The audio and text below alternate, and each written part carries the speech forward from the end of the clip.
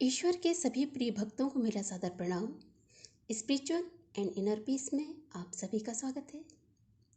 आज मैं आपको कथा धर्मात्मा कौन का चौथा भाग सुनाने जा रही हूँ। इससे पूर्व जो भी कथाएं मैंने आपको सुनाई थी, इस कथा से संबंधित उनका लिंक आपको डिस्क्रिप्शन सेक्शन में मिल जाएगा। तो आइए, इसके आगे क्या हुआ, उन संत महात्मा ने मातृधर्म और पितृधर्म समझाने के पश्चात और क्या क्या बातें कहीं हम जानते हैं। तो एक बार पुनः हम उन श्री हरि नारायण के उस पावन स्वरूप का ध्यान करते हैं और उनके हृदय में निवास करने वाली श्री महालक्ष्मी का वंदन करते हैं और इस कथा को आरंभ करते हैं। जब संत जी माता पिता के धर्म को समझा चुके, तब वे बोलने लगे कि मातृधर्म और पितृधर्म जितना अनिवार्य है, उतना ही अनिवार्य है संतान को अपना धर्म, अपने दायित्वों का पालन करना। पुत्र यदि पुत्र धर्म का पालन ना करे और पुत्री यदि पुत्री धर्म का पालन ना करे, तो इसके परिणाम भी उतने ही घातक होते हैं। यदि कितने भी मंत्रोच्चारण क्यों ना किए जाएं, परंतु सुनने वाला व्यक्ति बहरा है तो इसका कोई लाभ नहीं होता। इसी तरह यदि माता पिता कितने भी शिक्षा दीक्षा क्यों न दें, परंतु यदि संतान उद्दंड है तो शिक्षा दीक्षा करना अत्यंत कठिन कार्य हो जाता है।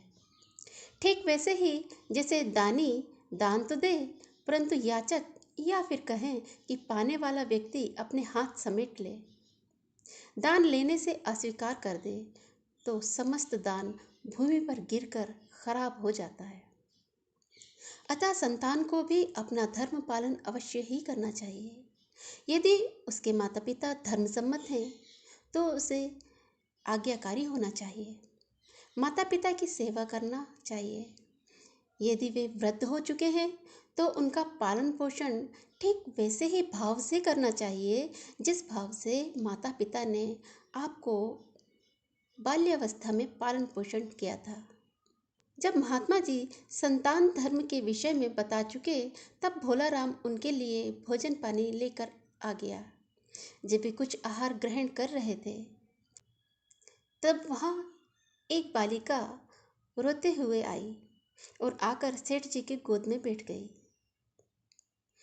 संत जी ने पूछा, तब वे सेठ जी कहने लगे, ये मेरी पोती है और बड़ी ही संवेदनशील है। यदि इसे थोड़ा भी डांट दें तो रोने लगती है। और संत जी ने कहा, इसके भाई बहन? बोले, इसका एक छोटा भाई है। बोले, यदि आप उसे डांटेंगे? तो कहने लगे सेठ जी, तब तो बड़े खिलखिलाकर हंसती है।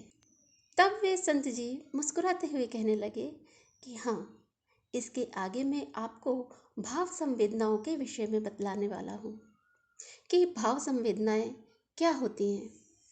जब संत महात्मा कुछ आहार ग्रहण कर चुके, तब वे बोले कि यदि आपके अंतर्मन में भाव संवेदना ना हो तो इसके अभाव में आप यंत्र मात्र ही रह जाते हैं। जिस तरह से यंत्र कार्य तो करता है, परंतु भाव शून्य होकर कार्य करता है, उसमें कोई भी भाव नहीं होता, कोई संवेदना नहीं होती। इसे हम ठीक इस तरह से समझ सकते हैं कि जिस प्रकार चक्की में यदि कोई अन्न डाला जाए तो उसका कार्य केवल पीसना होता है। अब उसके साथ कोई जीव पिस गया है, कोई घुन पिस गया है, इस बात से उसे कोई सरोकार नहीं होता। यदि आप चक्की में अपना हाथ भी डाल दें तो वो अपना कार्य करेगा और उसे भी पीस देगा, क्योंकि वो भाव शून्य है, केवल एक यंत्र है जिसमें भावनाएं नहीं है, संवेदनाएं नहीं है। तो इस प्रकार से हम भाव संवेदनाओं को समझ सकते हैं। ये हर प्राणी में विद्यमान होती है। ऐसा नहीं है कि ये केवल मनुष्य का ही धरोहर है, ये हर प्राणी में विद्यमान है। यहाँ तक कि आप यदि अपनी भाव संवेदनाएं पशु पक्षी को और पेड़ पौधों को भी संप्रेषित करते हैं तो उन पर भी ये प्रभाव पड़ता है। प्रभाव आपकी भाव संवेदना का उन पर पड़ता है जो स्वयं भाव संवेदनाओं को धारण करते हैं। जिनमें संवेदनाएं होती हैं उन पर आपकी संवेदनाओं का प्रभाव पड़ता है। और इस कार्य के फल को भी हम पुण्य फल कह सकते हैं, क्योंकि ये एक पुण्य कार्य होता है। परंतु आपने भाव किस तरह का रखा है ये निर्भर करता है। आप दुर्भावना रखते हैं या सद्भाव रखते हैं। दुर्भावना से प्रभावित होकर जो भी आप कार्य करते हैं वो भाव संवेदना के अंतर्गत नहीं आता है। जैसे मान लीजिए एक जीव को कसाई मार रहा है तो वो संवेदनहीन होकर, उसमें संवेदना नहीं है, संवेदन शून्य होकर, भाव शून्य होकर वो ये कार्य कर रहा है। उसे कोई प्रभाव नहीं पड़ता है कि मरने वाला जो प्राणी है उसे कितना कष्ट हो रहा है, उसे कितनी पीड़ा हो रही है। उसका तो कार्य है, उसकी जीविका है और वो करता है। मछुआरा है, मछली को तड़पते हुए देखता है और इस बात का उस मछुआरे पर कोई प्रभाव नहीं पड़ता। इसे भाव शून्यता कहते हैं। परंतु जो भाव संवेदनशील व्यक्ति हैं, जिनमें भाव संवेदना है, वो ईश्वरीय गुण को प्राप्त कर चुके हैं। आइए इस बात को समझाने के लिए मैं आपको द्रौपदी की बात बतलाता हूँ। आप सभी जानते होंगे कि जब पांडव और कौरवों के बीच में द्यूत क्रीड़ा हुई थी, उस समय पांडव बंधु हार गए थे और उन्होंने द्रौपदी को दांव पर लगा दिया था। वे द्रौपदी को हार चुके थे और दुर्योधन के कहने पर दुशासन ने द्रौपदी के चीरहरण का, उसके वस्त्रों को उतारने का प्रयास किया था। ये बड़ी ही लज्जास्पद बात थी जो द्रौपदी के लिए बड़ा ही कष्टदायक थी। द्रौपदी के पुकारने पर श्री कृष्ण ने उसके चीर को, उसके वस्त्र को इतना अधिक बढ़ा दिया कि दुशासन खींचते खींचते भी हार गया, बेहोश हो गया, परंतु उसका चीर, उसका वस्त्र समाप्त नहीं हुआ। ये श्री कृष्ण का कोई उपकार नहीं था, कोई करुणा या दया का भाव नहीं था। श्री कृष्ण ने तो केवल और केवल द्रौपदी के द्वारा किए गए पुण्य कर्म के पुण्य फल को उस तक पहुंचाया था। जिस तरह से ब्याज बढ़ता है उस तरह से उसका ये पुण्य फल बढ़ते बढ़ते इतना अधिक बढ़ गया था कि दुशासन उसे समाप्त नहीं कर सका। यदि 4 लोग और भी मिलकर खींचते तो वो समाप्त नहीं होता। तब भोला कहने लगा, ऐसा कौन सा पुण्य कर्म द्रौपदी ने किया था, हमें भी बतलाइए। तब वे संत जी कहने लगे कि एक बार जब द्रौपदी ब्रह्म मुहूर्त में गंगा स्नान के लिए गई हुई थी, तब उसे आभास हुआ कि इस अंधकार में कोई झाड़ियों के पीछे छुपने का प्रयास कर रहा है। द्रौपदी के मन में कई आशंकाएं जन्म लेने लगी थी। उसकी सेविकाओं और सखियों का ध्यान इस ओर नहीं गया था। तब द्रौपदी चुपचाप उस झाड़ी के निकट गई और उसने उस व्यक्ति को संबोधित करते हुए कहा कि आप कौन हैं और इस अंधकार में झाड़ियों के पीछे छुपने का प्रयास क्यों कर रहे हैं। मैं यहाँ की राजकुमारी हूँ और आपकी सहायता कर सकती हूँ, निसंकोच होकर आप कहें।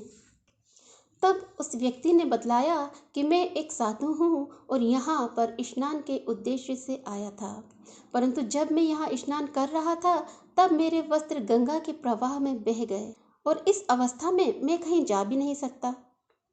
मैं बड़ा ही असहाय हो गया हूँ। यदि इस बात का पता सबको लगेगा तो मेरा बड़ा ही उपहास होगा।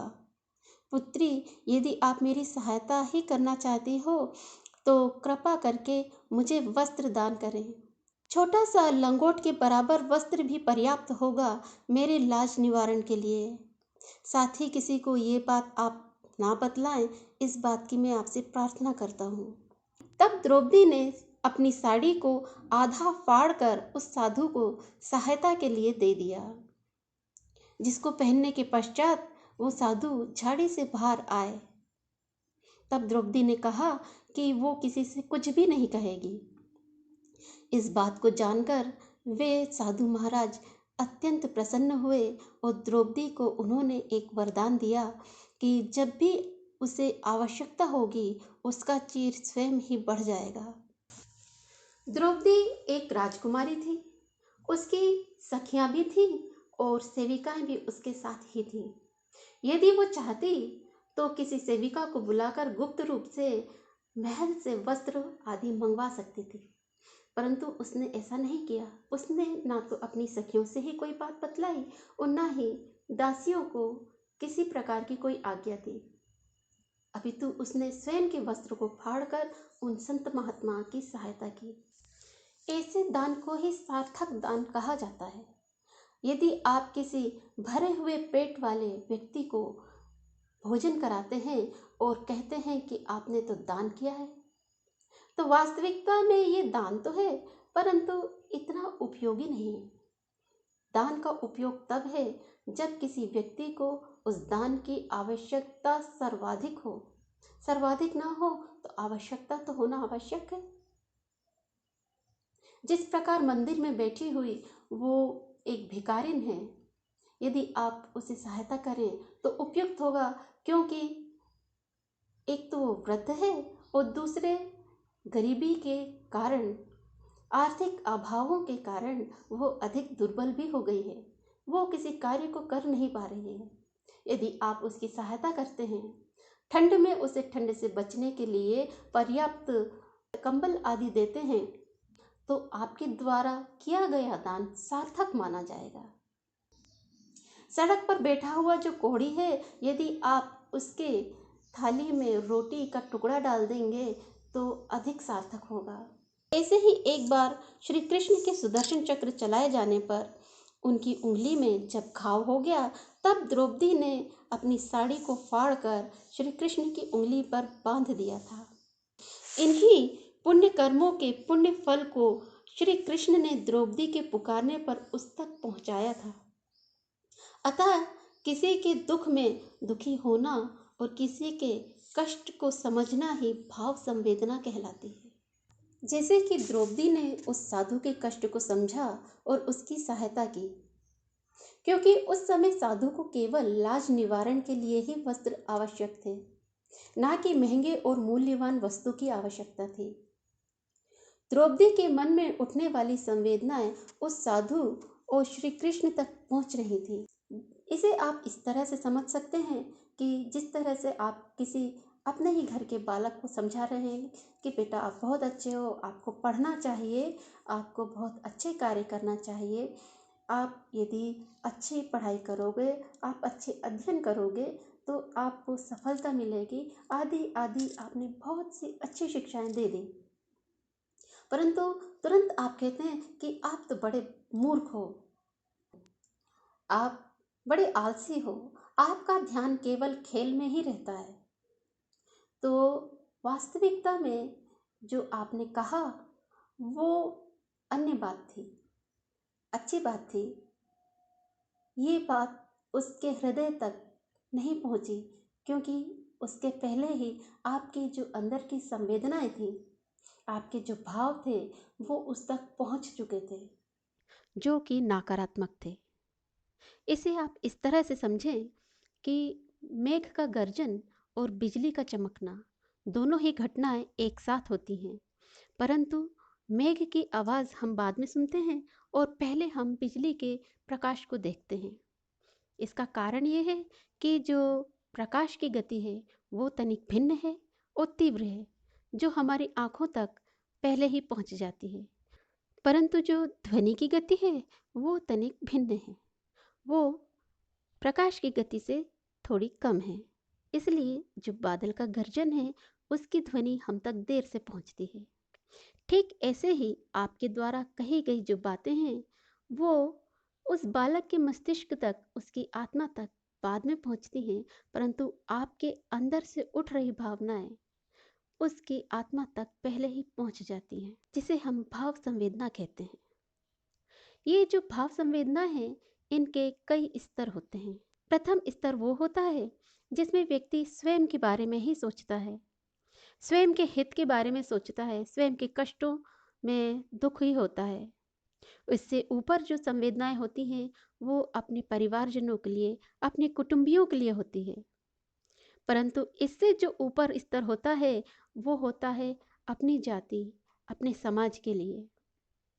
परंतु इस भाव संवेदना को हम सांप्रदायिक संवेदना, सांप्रदायिक भाव कहें तो अति उत्तम होगा, जो कि भाव संवेदना मेरे दृष्टिकोण में संकुचित भाव संवेदना है, परंतु इससे ऊपर उठें, न केवल अपने राष्ट्र के लिए, अपने प्रदेश के लिए, संपूर्ण मानव जाति के लिए आप भाव संवेदना रखते हैं, परंतु इससे जो ऊपर का स्तर होता है वो ना केवल मानव जाति के लिए, अपने देश धर्म के लिए होता है, बल्कि संपूर्ण जगत कल्याण के लिए ये भाव संवेदनाएं होती हैं। जो व्यक्ति ऐसी संवेदनाओं को धारण करता है वह श्रेष्ठ है, क्योंकि वो ना केवल मानव जाति के लिए संवेदनाओं को रखता है, बल्कि हर तरह के प्राणी के लिए, यहाँ तक कि पेड़ पौधे और वनस्पति के लिए भी वो भाव संवेदनाएं रखता है। ये उत्तम और श्रेष्ठ प्रकृति के लोगों में होती है, परंतु आप केवल यहीं तक आकर सीमित ना हो जाएं। इससे ऊपर जो सर्वश्रेष्ठ संवेदनाएं हैं वो ईश्वर तक पहुंचती हैं। आप ईश्वर के लिए कैसी संवेदनाएं रखते हैं? उनके कष्ट में दुखी होते हैं या उन्हें बस ये मान लेते हैं कि वो तो ईश्वर हैं, उन्हें कोई कष्ट नहीं होता? आपकी बात सत्य है। यदि आप ऐसा मानेंगे तो बात बुरी नहीं है, मैं आपकी बात से सहमत हूँ, परंतु जो भक्त हृदय होता है वो ईश्वर के दुख में, जैसे राम ने सीता का त्याग किया, राम और सीता के वियोग में वो दुखी होता है। विष्णु के हृदय पर जब भृगु ऋषि ने लात मारी तो भक्त के हृदय पे भी आघात होता है। कृष्ण का और राधा का वियोग हुआ तो उसमें भी भक्त हृदय को पीड़ा पहुंचती है। धरती को जो कष्ट पहुंच रहा है उसमें भी भक्त को पीड़ा पहुंचती है, क्योंकि श्रीनिवास के रूप में धरती को ईश्वर ने अपने हृदय में धारण कर रखा है। यदि कष्ट धरती को पहुंचता है तो पीड़ा श्री हरि नारायण के वेंकटेश रूप, बालाजी रूप के हृदय में भी कष्ट पहुंचता है। इस तरह से देखें तो भाव संवेदनाओं का अति महत्वपूर्ण स्थान होता है, न केवल मानव जीवन में अपितु संपूर्ण जगत में। ये भाव संवेदनाएं हैं, तभी तो एक शेरनी भी अपने शावक को पालन पोषण करती है, उसके लिए मातृत्व भाव रखती है, अन्यथा वो तो हिंसक पशु है। तो कोई भी माता अपने बालक का पालन पोषण नहीं करेगी, कोई भी पिता अपने परिवार का पालन पोषण नहीं करेगा, कोई भी व्यक्ति, कोई भी प्राणी एक दूसरे का सहयोग नहीं करेगा। तो इस तरह से उन संत महात्मा ने सभी को भाव संवेदनाओं के मर्म को समझाया और आज्ञा लेकर वे भोला राम की कुटी में फिर विश्राम के लिए चले गए। तो आज के लिए केवल इतना ही। इसके आगे की वीडियो में हम फिर मिलेंगे। इन संत महात्मा ने जो भाव संवेदनाएं बताई, इसका ज्वलंत उदाहरण मेरे घर में भी जो मैंने अनुभव किया है वो मैं आपको एक अन्य वीडियो में बताऊंगी, या फिर इसी कथा से संबंधित जो वीडियो बनेगी उसमें मैं उस वीडियो को भी ऐड कर दूंगी। तो यदि मुझसे कहीं कोई भूल हुई है, कहीं कोई चूक हुई है, या आपको कोई बात अच्छी नहीं लगी है, तो कृपया आप कमेंट करके अवश्य बताएं और मेरी भूल चूक को माफ़ करें। यदि आपको मेरी द्वारा कही गई बातें अच्छी लगती हैं, पसंद आती हैं, तो मेरे इस चैनल को सब्सक्राइब अवश्य ही करें और साथ ही बेल के आइकन को प्रेस करें, जिससे मेरे सारे ही नोटिफिकेशंस आपको समय पर मिल सकें। और इसे लाइक करना और शेयर करना ना भूलें, क्योंकि लाइक और शेयर ये एकदम फ्री है, तो इसे लाइक और शेयर ज़रूर करें। तो आइए जाते जाते हम एक बार फिर भावनाओं से भरकर श्री हरि नारायण के उस चतुर्भुज रूप को वंदन करते हैं और हृदय से जय जयकार करते हुए कहते हैं, हरे कृष्ण कृष्ण कृष्ण हरे हरे, हरे राम राम राम हरे हरे। जय श्री कृष्ण, जय श्री राधे। नमस्कार।